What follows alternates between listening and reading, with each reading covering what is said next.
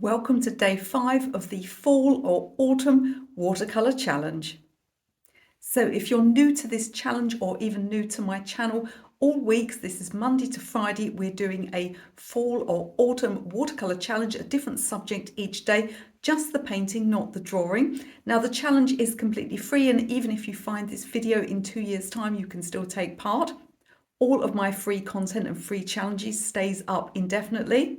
Now the videos themselves are fully here on YouTube and completely free, but if you do want the accompanying PDFs that give you the tracing, the photograph, the materials list and lots more, you can find out all about that in the video description. There's just a charge of $5 to cover the admin, and that's for the whole week, so you get 5 PDFs for that. Now for this last challenge, I was going for a walk and I was looking for something a little bit colourful. I wanted, some berries or some blackberries or something with a bit of a bright colour in it, and in the end I found some sort of wild rose hips, and I did get a few little stabbings on the fingertips from the thorns, but I managed to grab some and they're a beautiful colour.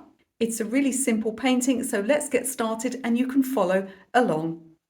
Well, here is today's photo, and I just want to say a couple of things about the photograph. You might notice, because I used a program to cut it out of the background so we could see it properly, you may see one or two gaps in my photograph, and there's a little bit of background left over here.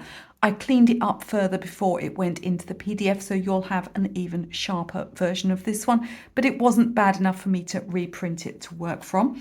So we've got these beautiful bright red berries and some green leaves. We're going to use a little bit of watercolour pencil along with this one. I'm pretty sure I'm going to mix my own greens simply because there's so many variations in the greens. The reds can be done quite simply. It'll be important to choose the right one. We've also got a few browns in here. First of all, I'm going to do my tracing. As I always say in these videos, don't do your pencil as dark as I am doing mine. It is simply so that you can see on camera. You want to keep your pencil underneath your watercolour as light as possible so that you can erase it as easily as possible. So let's think about where to start with this painting, because it's often said in watercolour that you should work light to dark, but then you're faced with a subject like this where everything's actually quite mid-toned and the contrasts are not as much about tone as they are about colour.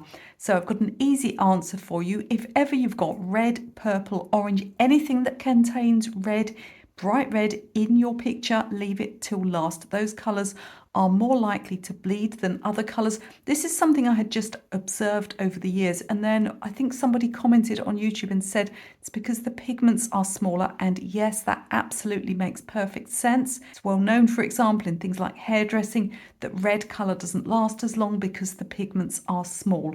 So it makes sense to me that these red pigments bleed more easily when you paint next to them. So we're going to do those last. We're going to work on all of the other colours first. So we're going to start by finding some colours to mix our greens. I've chosen my colours here. I've got a cadmium yellow light because there's a little warmth in these leaves, so I don't want to go quite as cool as a lemon, although you could use that certainly. I've put out some cobble blue because this is a bright green. It's fresh, but it's not overly vibrant. This will give me a nice mid-range with a little bit of granulation. I've also chosen a Pyrrole red here. There's almost a sort of a peach effect to the red, but it's still very bright. So I think this is going to be just the right one, possibly with the addition of a little yellow. Now, I've also chosen a couple of watercolor pencils. I've got a dark green and a dark brown. We're going to use those to add details and veins. There's a sheen to some of these leaves, but it's not hard-edged highlight, so we're not going to use masking fluid. There are areas of light brown which I'm going to put in first, and I could put a brown out or use my watercolor pencil, but I think actually I'm just going to mix one from what I've got here. So let me just show you how we're going to mix that neutral. Basically, if you have all three primary colors, then you can make a brown or a gray. Now, it's always a good idea to have some ready-made browns because they're actually much easier to get very fresh, vibrant colours if you use the natural pigments rather than mixing. But if you just need a little bit of brown, particularly when we're doing, that's gone green, hasn't it? Some more red in there. Particularly when we're just doing a small botanical, we can stay in that limited palette. So I'm just going to keep adjusting here and adding these colours together So I've started to get something like a brown there, but it's a little too warm, which means I need to add more blue. If I kept adding the blue, I'd go down to a grey. I don't want to go quite as far as a grey. I just want that kind of neutral colour. And I'm going to pop that in first on one or two of these places where we see it. Now, I know some people, when they get a leaf or a photograph of a leaf and it's got holes in or insect damage, they kind of rehabilitate that leaf. In other words, they kind of make it whole again. But I actually like seeing all of that stuff going on. We can also, to get texture, do a little blotting. And I'll use a little bit of watercolour pencil in places. This is just the brown one, just to get any details. I'm also going to work into these little areas on the edge of the berries, hips technically, they're hips, aren't they? And we can just get those little circles in the centre quite simply by using the watercolour pencil. I'll do the rest of those and then we'll do the next part. Now with leaves and stems, I really like to simplify, and I often do the stems a little bit lighter than the leaves, just to sort of differentiate them, or do them slightly a different tone. Sometimes they're darker. Sometimes in the case of roses, they have a little red in, and we can just use the red we're going to use for the rose hips and just drop a little bit of that in. So I'm just going to take a bit of my blue and start mixing quite a light green. Going to keep this really simple. You can use a damp brush if you want to pull out any colour. So if you want to get a little bit of a highlight, you can also take a tiny amount of the blue and run it down one side to get some shadow. So we're kind of mixing our green on the paper here. We can go straight in with the yellow or the blue. It'll just mix on the paper. I sometimes like to get a little bit of shadow underneath some kind of bud. There's usually some shadow there from the object itself. And as I mentioned, I think as I come up here, what I'm going to do is I'm going to get a bit more contrast. So I'm going to put a bit more yellow on my paintbrush here and just come straight in with that. Getting darker at the top. Now, as you paint these individual areas, you want to be looking to not go next to anything that's damp. We use a clean, damp brush to lift out or control the paint. I'm going to add a little bit of red into this stem as well. I'll continue and put the rest of the stems in. So I haven't done the stem of this leaf here because it's crossing the other one. We need to make sure we're painting things individually, because it's not perhaps as tight as a fully botanical painting, but we're painting each item individually. We're not going to have running and bleeding between, so I can paint that later on as I'm doing the leaf. What I'm going to do now as I paint is just use my eraser to lift out some of the pencil veins. I'm going to start with the lightest leaves. And although we've got some sort of strong yellow stems in here, we don't actually need to worry about masking fluid. It looks very unnatural usually on botanical subjects, unless there's something with a distinct hard edge, like a stamen on the centre of a flower, something like that. I tend to avoid using it. So I'm going to sort of put some very light yellow-green into this. Now, cadmiums are semi-opaque colours, so we don't have to worry about keeping on layering up because we've got quite a strong colour here already. What I'm going to do now is go in with some dark green that I'm just mixing in the palette here, heavy on the blue. And because the paint is quite thick, I can apply it without it moving too much. And we can still end up getting that impression of some lighter areas. If it looks a bit too heavy, I can just use a damp brush, lift out a little more pigment. I'll do the same with this leaf here. Now there is a touch of lightness to some of the centre stems on the leaves. They're kind of a combination of dark and light. So I think what I'm going to do is I'm going to put an underwash on these large leaves and allow it to dry. So what I want to do is just mix a very cool, very watery colour. And once I've lifted out my pencil so I can just about see it, I'm going to apply this underwash to the entire leaf. just so that we can leave a light area for parts of the centre stems later on. I'm going to do the same to these other 2 large leaves, and then we need to let it get completely dry. I'm going to start with this leaf up the top because I think it's probably the simplest one. I've mixed up a fairly dark colour. I'm a little worried that this paint is so opaque it's going to cover up the veins so I can't see where they are. But I think when I sweep out a little colour in a minute they may come back. If not, we'll take that as a lesson of how to paint the others. Let's not lose our nerve though. So I'm going to fill this in with colour. And then we've got some highlights on here. So I'm going to just rinse and dry my brush and just lift out a bit like this. And I am starting just about to be able to see some of those veins. So I'm going to take my dark watercolour pencil. And on this one here, we're not leaving any of that underneath colour on display, which we will be doing with the others. And I can pretty much see where they are, most of them anyway. Come in like this. I can also, if I want to, lift out in between.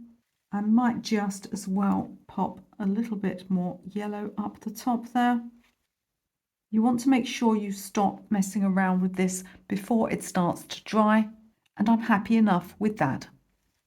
At this point in the video, could I just briefly ask you, have you clicked the like button, the thumbs up? I know all YouTubers ask you to do this because it's really important for the algorithm. It makes sure that our content gets seen by more people. If you can like, share, subscribe, or leave me a comment, that would be fantastic. Even more fantastic would be sharing this video with a friend who also likes to paint or might like to start. Don't forget that this channel is completely cat approved. So this leaf here, I'm actually going to do a little bit differently. Now, as well as it being a little bit of a yellower colour, what I'm going to do is I'm going to stop just above that pencil line so that we have later on a vein of lightness left down at least part of the middle. So filling in the rest of the colour.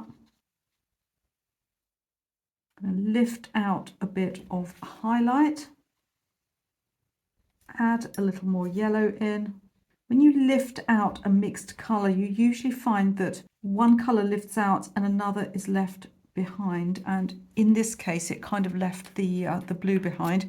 Often it leaves the yellow behind. So you can adjust depending on what happens. And then I'm going to do this. I should actually be drawing them outwards. It's a little hard when I'm filming because I can't really turn my paper too easily. Happy with that. And now I can paint the other side without touching. I'm going to start this other side with just some yellow down here because there is a bright yellow tip down here. Then we'll go in with the blue, coming along, back with some more yellow. And you see how we're just mixing the colours on the paper. We don't have to pre-mix everything. When you pre-mix, it gives everything rather a flat and boring look. And go a little darker down here. Sweep out some highlights just where I see them. Adding in our watercolour pencil. You can also, if you need to, use it to highlight any areas. Try not to end up sort of outlining everything though. That can look a little boring, a little unnatural, shall we say. But a touch of it on the edges here and there can be attractive. This leaf here, I'm going to paint in the same manner. It's mostly dark, but I will add a little bit of red into the stem, and then we'll come back and paint the berries. I've painted my leaves and I'm just popping this little, what would we call this? A nubbin? I don't know what the word is. A little bit of stem on the side here. I'm going to paint the berries now. It's important that not only everything next to them is completely dry, so I'm going to start with these ones over here while the other stuff is drying, but also you want to make sure that it's clean. I need you as well to change your water so that your water is absolutely pure clean. And when you pick up your paint, you're not going to go near anything that was in any way green, because green and red are opposite colours. We need to keep this colour that's going on these rose hips bright and pure. Let's do that next.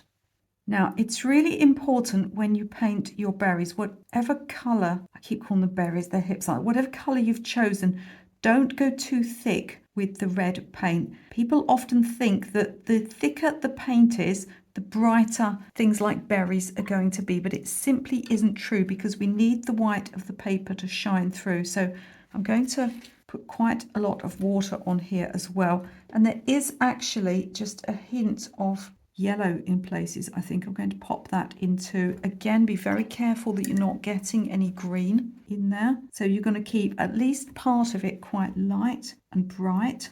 If there's a highlight, we're going to use a clean damp brush that I have dried on paper towel or a rag to lift out a little bit of a highlight. In places you'll see there are some dark spots. In order to get those, we're going to go in with some neat blue paint. I know it sounds crazy, but you'll be amazed how well it works. That's our first one painted. I'm going to do the rest. I'll put a picture up of our last fall challenge painting so you can see how it looked. So do let me know in the comments if you're going to have a go at today's challenge and all of the other ones. Some of you have been getting your finished paintings up really, really fast, literally on the same day that I put the video out. So impressed with that. We do have a hashtag that you can use for this challenge. And I'll make sure that all of the videos are linked below. So if you want to go back and do the full challenge, or if you want to grab those downloadable PDFs, you'll find all the details in the video description. Now, I know if you're watching on something like a TV, you might have trouble finding that video description. You can always pop over to my Facebook group and we'll help you out over there. And I've got another really good video that you can watch right now.